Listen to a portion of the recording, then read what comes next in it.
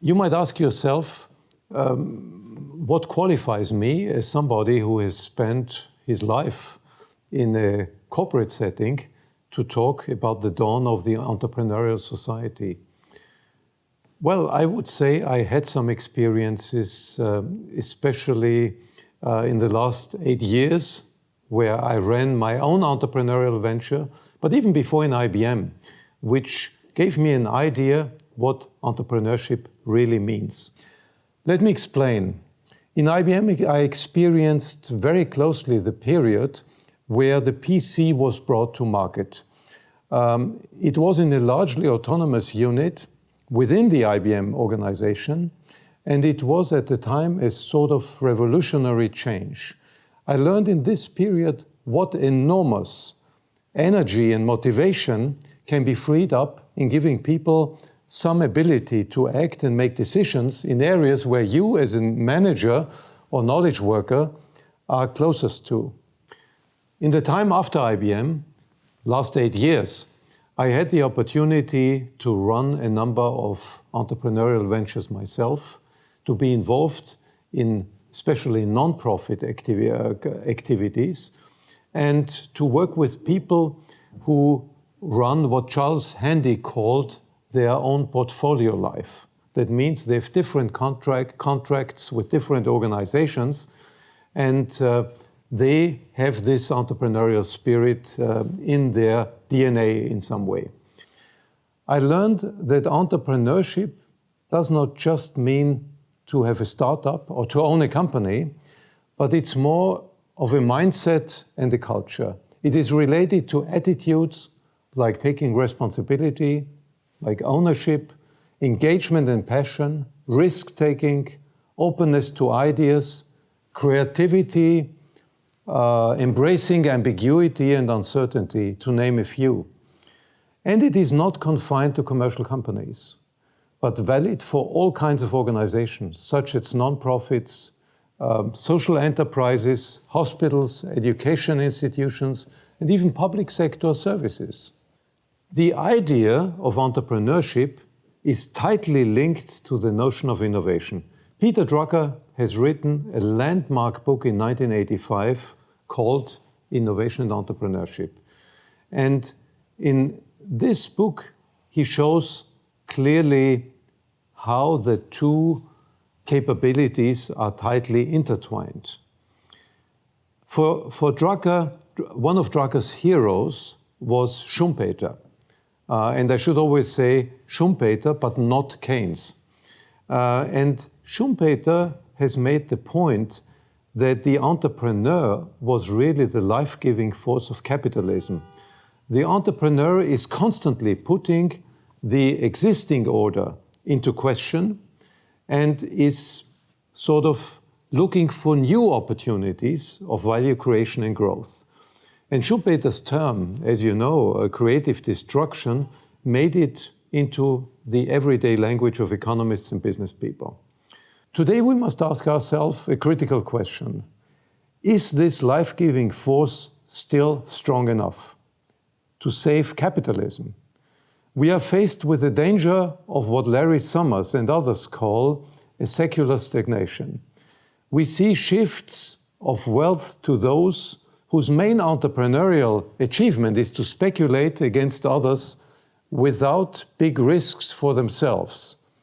It is telling that most additions to the US list of billionaires during the last years came from hedge funds. Are those the entrepreneurs we are talking about?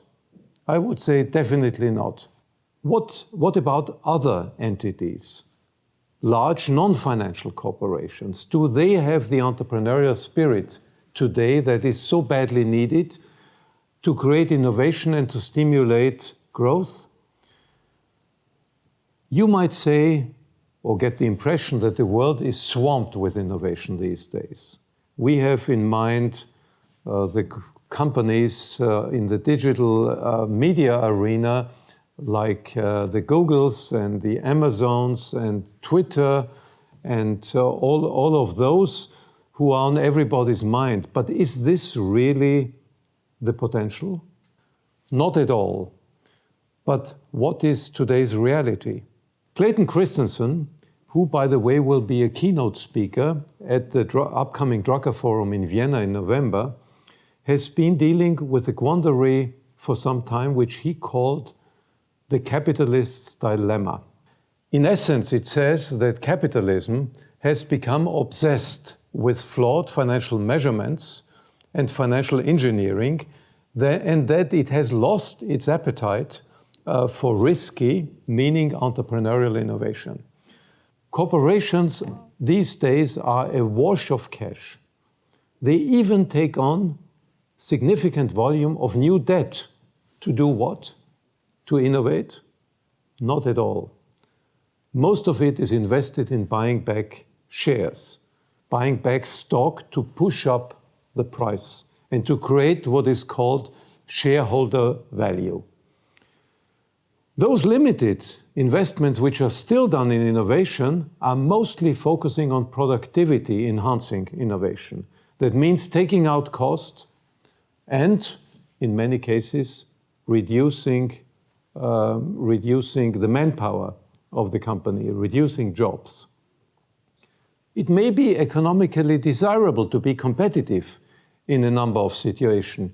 However, if this capital is not used for investment into what Clay Christensen called empowering innovation, that means creating new businesses, creating new industries, but rather again used for more productivity, we are getting into a vicious circle.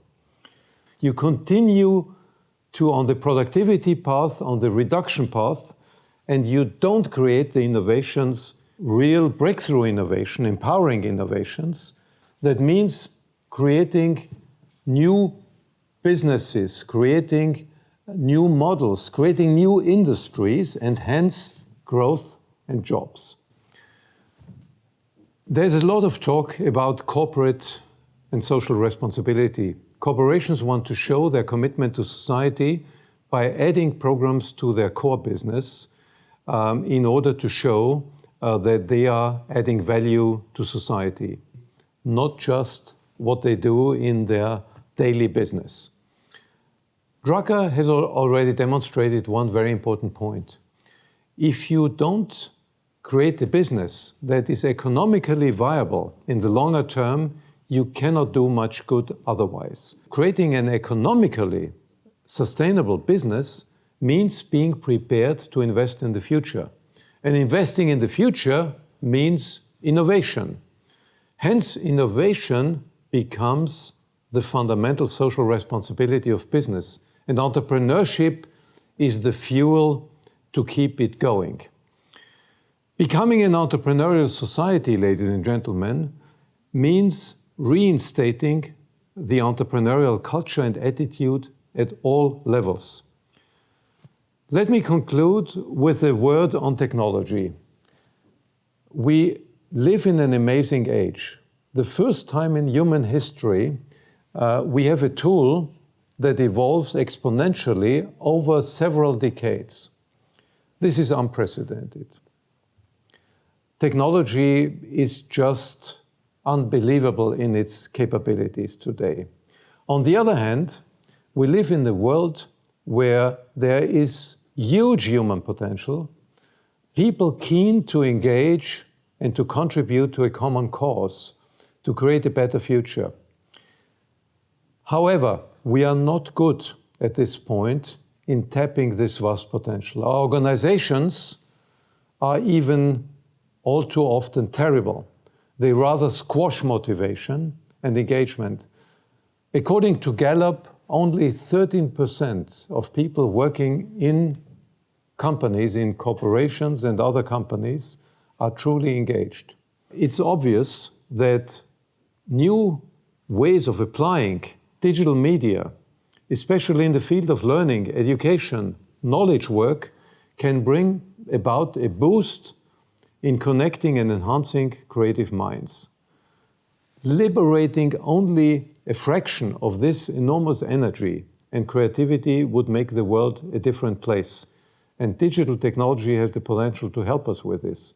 it can bring an unprecedented stream of empowering innovation to the world, to all industries, not just ICT, and thus be the fuel for human engagement, for economic growth, and for jobs. Bill Clinton has made this remarkable statement. I quote him: "The most important lesson I've learned is that intelligence, hard work, and the ability are evenly distributed around the globe, but investment and opportunity are not." Let me add to his statement: with entrepreneurship and the digital technology, we may be able to distribute opportunity more evenly and create a better future. I have no doubt that the civil society can greatly contribute to this transformation, provided it embraces the importance of entrepreneurship and innovation for themselves, but also for society at large.